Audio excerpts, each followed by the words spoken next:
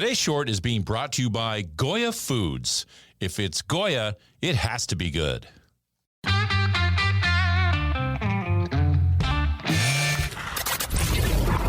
Your daily game plan for success. It's Sax in the Morning. Steve Sax.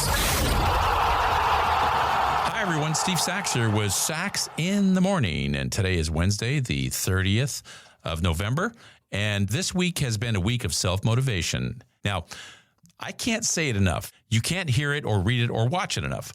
The most powerful key to staying motivated starts with your intrinsic value and appreciation for what needs to get done. Self-motivation is the process of getting yourself to the point of doing something. The simplest way to do that is to find the elements of what is in that process that you enjoy or feel passionate about. Now, when I was a little kid, I loved playing baseball. I loved it so much that I made it a lifetime goal to become a Major League Baseball player when I was about 5 years old.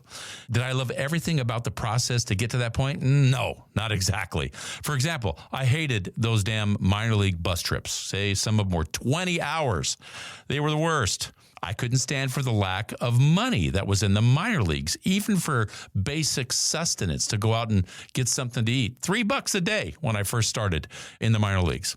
I never wanted to play for the money or to politicize the game. Those are things I never wanted to do. But what I loved doing was, for example, facing off against Nolan Ryan or Steve Carlton. Loved playing against the best players in the world. Or how about a bases clearing double in the gap at Dodger Stadium on a beautiful Sunday afternoon? That was a wonderful thing.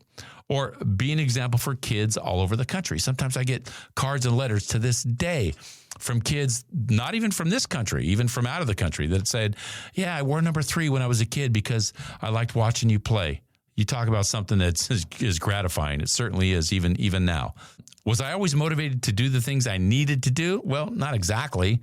Sometimes I did enjoy the things that were painful to do, like going out and running miles and miles. I'd never liked doing that. I had to break those things into smaller bits of accomplishment to get to the bigger goal, which obviously was to play in the big leagues. So I had to work on hitting, I had to work on base running, I had to work on fielding, just those smaller things it took to get, in my case, to become a Major League Baseball player. And then I could reward myself once I started to get to those things, okay? For example, you already know that I hated to do all the running and stuff like that it took to get to the big leagues. But I would reward myself in quiet moments when I would sit down and think about where I am at this point in time. I knew and I could feel it that I was making progress and going to get to the major leagues. So I would reward myself by thinking about all the great things that I could do once I became a Major League Baseball player. So that was like a gratification for me. In the locker room and interviews with my friends and family, I would make commitments so that they knew I was going to get things done. Again, that's an intrinsic value. But I think one thing that was really important, it was never about the money for me. Never. And I can tell you that it's rare that I ever come across a professional athlete that is playing for the money.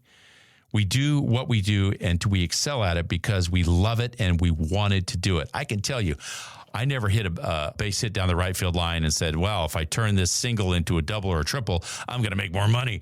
I mean, those type of things never entered my mind and never played for the money, never one time. And I know that there's a lot of people listening to this episode who are stuck in a situation that you do what you do for the money and you hate every minute of it. I'm going to climb out onto a limb and also suggest that you are exactly the person that is the most stuck, okay, unable to stay motivated. And if I'm right, you know that I'm speaking directly to you. And I do get it that everybody doesn't get to do exactly what they want to do or love in their lives. Sometimes they got to have a job to get paid to live, right? I mean, that's just reality. But if that is the case, I think that you can find some things in that job or that work that you're doing that you can enjoy. How many great athletes make it to the highest level of their profession in that sport? Or how many great musicians make it to a recording contract? How many great engineers are building skyscrapers or rockets? But look, it doesn't keep you from finding that outside of work, right? I mean, I was lucky to play Major League Baseball for a living. That's what I did. But I still had other things that I loved to do. For instance, I'm a Civil War buff. I loved, studying about the Civil War and going to Civil War battlefields and things like that in the off season. Playing the drums. Some of you know that I'm still a drummer today, and I was fortunate to play with the Beach Boys in concert a couple of times and some other bands. So in as much as we don't always get to do what we want in our life to make money, there's other ways that you can do it outside of your work as well. So I think that's what you should do, is find some passion that you like and go for it outside of your work.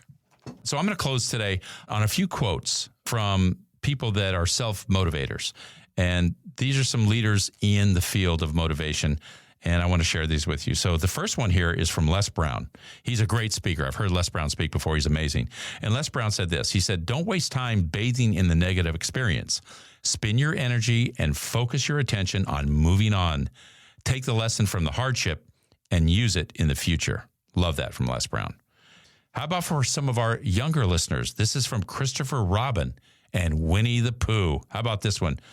"You are braver than you believe, stronger than you seem, and smarter than you think."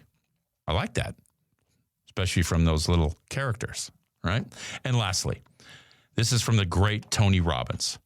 "Stop being afraid of what could go wrong and start being excited about what could go right." How well said. And that's my short for today. Hey everybody, Steve Sachs here. And if you're thinking about holiday gifts, why not give a Sachs in the Morning mug or a hoodie or something from the swag department to keep up the inspiration and keep it fresh all day long? And don't forget the Sachs in the Morning holiday gift cards available right now on the website. Or I can send a personalized audio message from you to whomever you wish. And you can find all of our gift ideas and my information for greetings right there on the website, sachsinthemorning.com. And don't forget, if you or someone you know might be interested in a speaker for an event, you can find that information on the website as well. Just go to sachsinthemorning.com. And thanks to Al Hendrickson Toyota for their support of this podcast. And be sure to visit alhendricksontoyota.com. Toyota, let's go places.